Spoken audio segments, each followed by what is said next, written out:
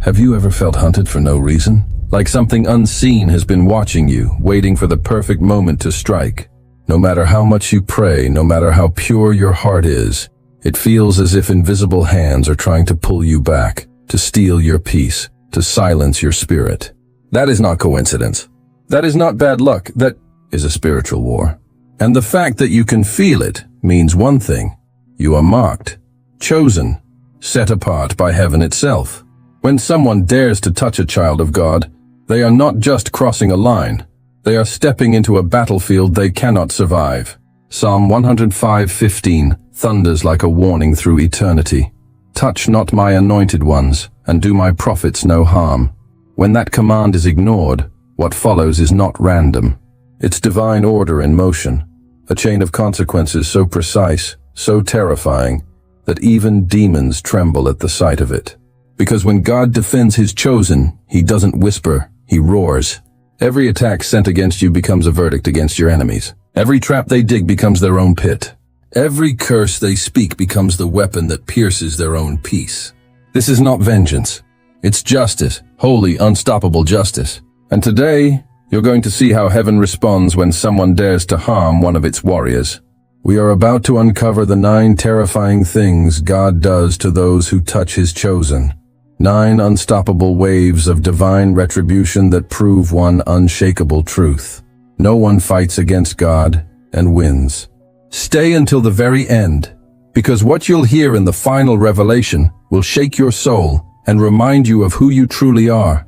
Untouchable, unbreakable, divinely protected.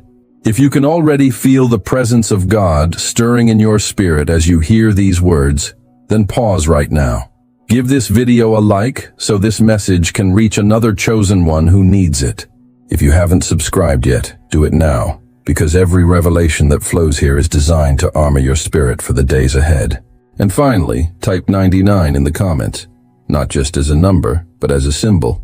9 represents divine completion, and when you write it twice, you're declaring, God will finish what he started in me twice over. The first strike is invisible, but it's devastating. When someone dares to wound a chosen one, God doesn't send thunder first. He begins in silence. The mind, that's where the unraveling starts. The very peace that once helped them sleep turns against them. Their thoughts, once sharp and confident, become loud, restless, chaotic. They wake up at 3 a.m. with a pounding heart, not knowing why. They replay conversations in their heads, feel unseen eyes on them, and hear that soft but relentless whisper echoing from somewhere deep inside. You touched the wrong one. What began as arrogance becomes anxiety. Their smiles are now masks, their laughter forced, because even in moments of joy, the conscience starts to tremble. God doesn't need to shout to bring justice. He lets the weight of guilt do the speaking. And this guilt doesn't fade. It multiplies. Their own mind becomes their enemy, replaying their cruelty like a broken record that won't stop spinning.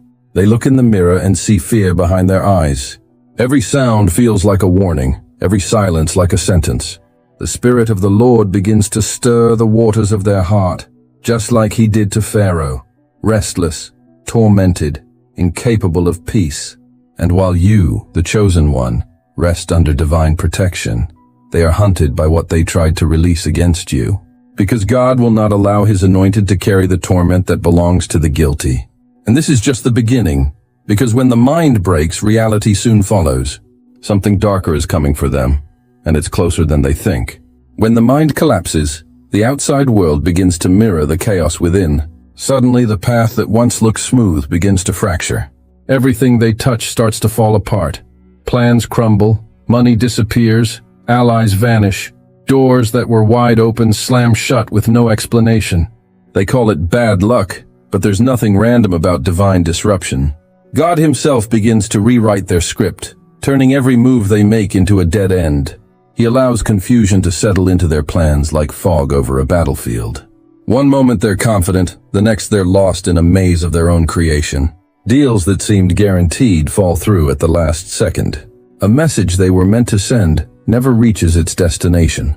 Every attempt to rise ends in frustration, as if unseen hands are rearranging their steps, because they are.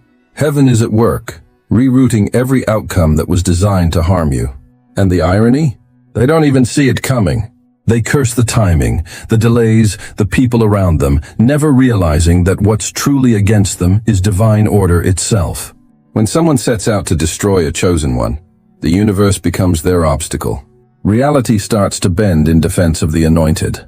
Time itself begins to turn against them. Their hours feel shorter, their energy drains faster, their strength fades. What they once built with pride now betrays them piece by piece. God will even use small things, a broken phone, a lost document, a missed flight, to derail what was meant to harm you. Because when heaven intervenes, no plan of darkness can stand. Every step they take only leads them further into divine resistance. And just when they think it can't get worse, the ground beneath their confidence starts to crack. The collapse hasn't fully begun yet, but it's already whispering its arrival. And then, the unraveling becomes visible. The collapse begins. What once stood tall and unshakable starts to crumble from within, quietly at first, then all at once. The positions they bragged about, the wealth they worshipped, the influence they built through manipulation, all begin to decay under the weight of divine justice. It doesn't happen through explosions or drama. It's slower, crueler, poetic. Every brick they stacked through deceit becomes a reminder of how fragile human glory really is when it stands against God. Like Haman building his own gallows, they designed their downfall with their own hands. The very stage they built to humiliate you becomes the altar of their exposure. God lets them rise just high enough for the fall to echo. People start noticing. Something's off, they whisper. The confident voice that once commanded rooms now trembles when speaking. The spotlight turns cold. Their name, once praised, now carries the taste of unease. Every lie they told begins to return, like echoes chasing them down empty hallways. Finances that seemed untouchable dry up overnight. Opportunities they thought were theirs vanish. Connections they leaned on start to crumble. It's not coincidence, it's consequence. Because when you build on stolen peace, the foundation rots beneath you. God doesn't need to destroy their empire. He simply removes his favor, and everything collapses under its own weight. What once made them feel powerful now mocks them in silence. The same pride that made them touch a chosen one becomes the rope that ties their downfall. And as their world begins to disintegrate, they finally realize the truth too late. The one they tried to bury was the very reason their ground was blessed. But the collapse has only started. What's coming next will take even the loyal ones around them. The walls are falling, and soon the room will be empty. Then comes the silence, the kind that doesn't just fill a room, it swallows it. Those who once surrounded them, the friends who once cheered, the allies who once applauded, begin to vanish one by one. No betrayal, no argument, no visible reason. Just distance. Messages go unanswered. Invitations stop coming. Calls go cold. It's as if an invisible hand begins to separate them from everyone they leaned on. And that's exactly what it is. Divine isolation. When someone lifts their hand against a chosen one, God lifts his hand of favor from them. Suddenly their charm doesn't work anymore. Their influence fades. Even those who can't explain the spiritual world feel something in their spirit whisper, "Stay away." It's not coincidence. It's divine protection in reverse. The same God who surrounds his chosen with angels now surrounds their enemies with emptiness. Like King Saul, who once commanded armies and crowds, they find themselves standing alone, haunted by echoes of laughter that used to follow them. Their pride, once fed by attention, now starves in silence. The tables turn completely. Those who once mocked your solitude are now crushed by theirs. Isolation is not the punishment. It's the mirror. It reveals who they truly are without applause, without followers, without power. They look around and realize there's no one left to agree with their lies, no one to fuel their arrogance. Even their own reflection feels foreign. That's when fear starts whispering, because they begin to sense what they've denied all along. This isn't random abandonment. This is heaven rearranging the battlefield. God is not destroying them yet. He's just removing their audience. And when heaven closes every ear around you, it's because the next sound will be judgment, the silence before the storm. And now the unseen becomes visible. The war they started in the spirit begins to echo through their body. What was once just guilt and anxiety starts to take form in flesh and bone. They wake up exhausted, their energy drained before the day even begins. No medicine works. No doctor can explain it. The tests come back normal. but their body knows the truth. It's carrying a spiritual sickness. The weight of rebellion is heavy, and the human frame was never designed to carry what only repentance can lift. The same hand that upholds the righteous now presses upon them, slow and steady, like gravity from heaven itself. Psalm 32:4 says, "Your hand was heavy upon me. My strength was sapped as in the heat of summer." That's exactly what happens. Their strength dries up. Their skin loses its glow. Their eyes lose their fire. Their smile fades into a hollow performance. It's not just fatigue. It's divine exhaustion. Because when you fight against the chosen, you are fighting against the current of God's will. And no mortal can swim against that tide for long. The sickness is invisible to the world, but heaven recognizes it as the mark of judgment, a spiritual fever that burns from the inside out. They may hide it behind makeup, success, or forced optimism, but their body betrays them. Headaches, insomnia, sudden pain, racing heart. Symptoms with no explanation, because what they're battling is not of this world. The body becomes the canvas of divine justice, painting consequences in trembling hands and sleepless nights. And as the weakness grows, they begin to sense something far more terrifying than illness. The slow realization that the very presence they mocked is the presence now pressing against them. They start to whisper to themselves, "What's happening to me?" But heaven has already answered. What's happening is justice, and the heaviest hand hasn't even fallen yet. And then comes the moment no human ego can survive, the breaking of pride. This is where God steps out of the shadows and confronts their arrogance head-on. Everything they once flaunted begins to vanish. The money they bragged about, gone. The admiration they fed on, silent. The image they built like a monument to themselves, shattered. The fall is not random, it's surgical. Heaven doesn't humiliate out of cruelty but to reveal truth in its purest form. What once elevated them becomes the weapon that brings them down. Their platform turns into a stage of exposure, their fame into their mirror of shame. Just like Nebuchadnezzar crawling in the fields, stripped of his crown, they too are reduced to dust until they can finally see who really reigns above all. God doesn't destroy their identity.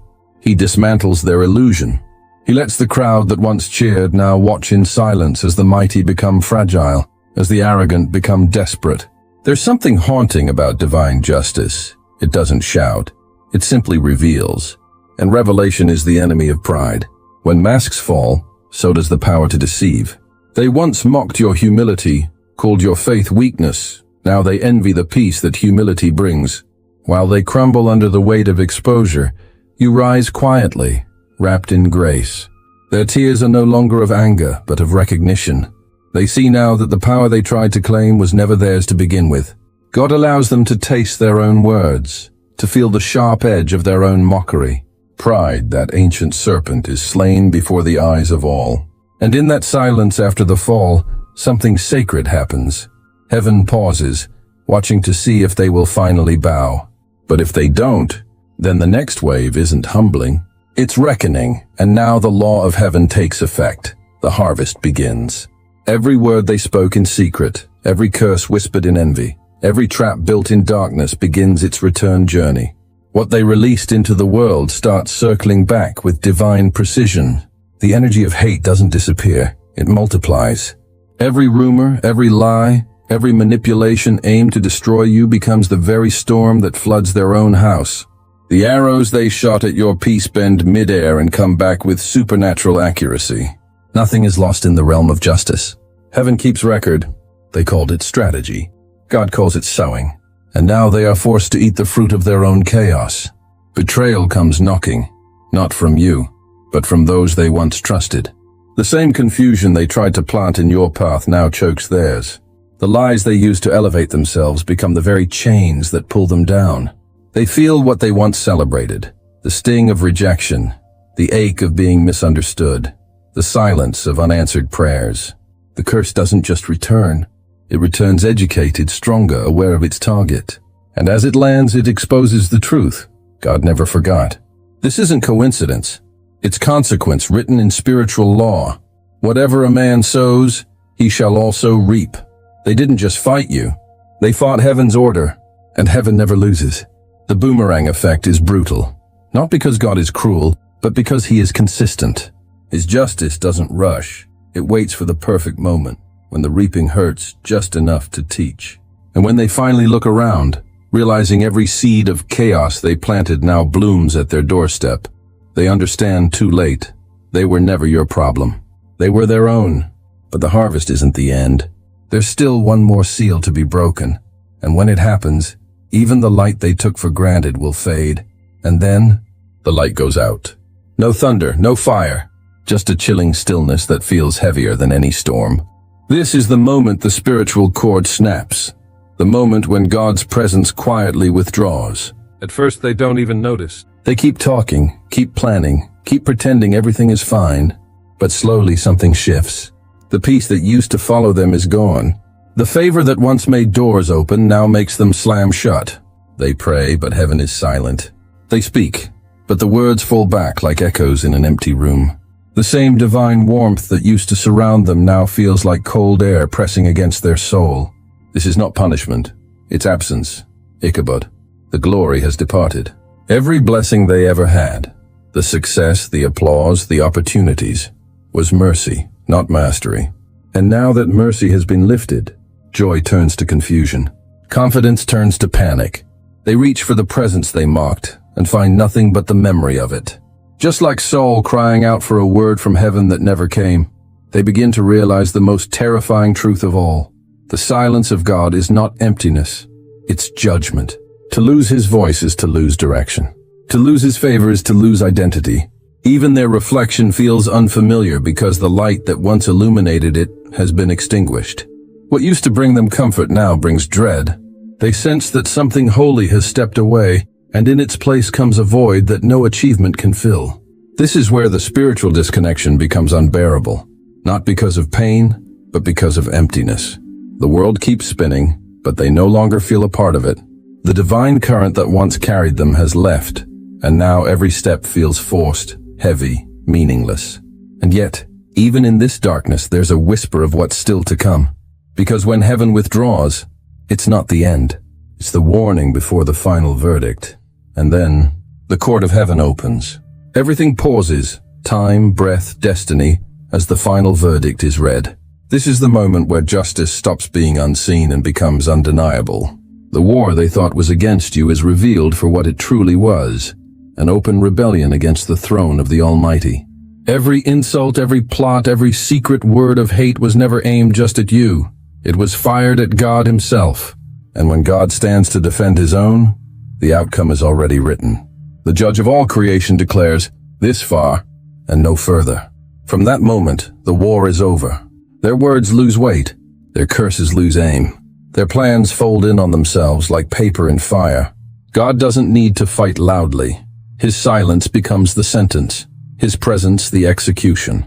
Suddenly, everything they tried to weaponize against you transforms into the very ladder that lifts you higher.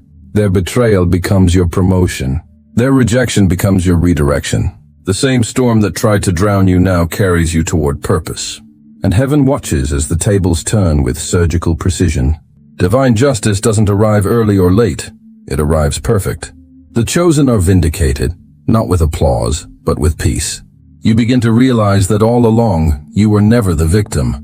You were the evidence that God still defends the pure in heart, that his covenant still stands unbroken.